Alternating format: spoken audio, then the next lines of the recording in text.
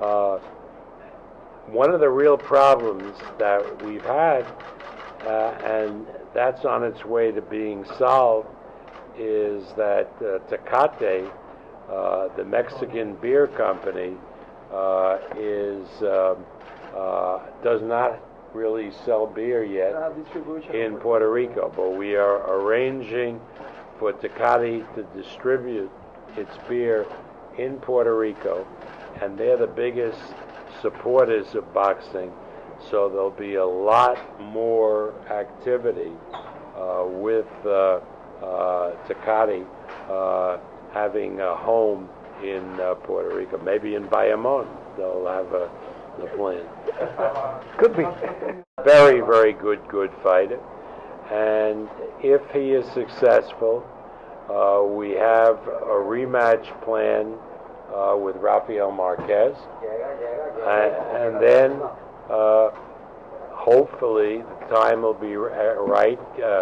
Yuriorkis Gamboa will be fighting again this year.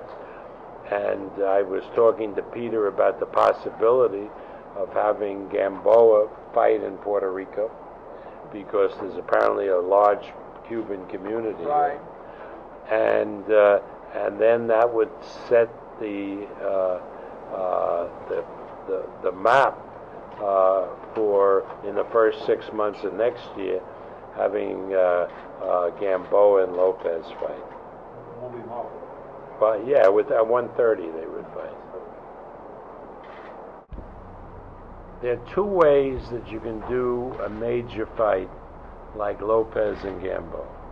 One is you can get money from the television, premium cable television, from HBO or Showtime. Now, with the money that the fighters would want and deserve for this fight, the premium, to do it with HBO or Showtime, they would have to pay the same type of money they pay for higher weight guys, at least $3 million, so that each fighter could get his fair share.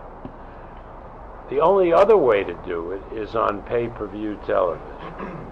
And on pay-per-view, that creates a big problem, because you're absolutely correct. I have no doubt that if we did this fight on pay-per-view, we would get 50,000 homes in Puerto Rico buying the fight. The problem is how many more homes you do on the mainland. And you're absolutely right with Gamboa, because the Cuban community in the United States does not support Cuban fighters. There's no question about it. You have had Cuban fighters fight in Miami, and they do no business. And a lot of the reason for that is that the Cubans who live in Miami come from a different class than the Cubans who stayed and are on the boxing team. Right. They're different kinds of people, so they don't make a connection with the Cuban fighters. I remember a number of years ago, after the big migration of Cubans to Miami, I did a fight at the Orange Bowl with Alexis Arguello, who's Nicaraguan, and Aaron Pryor.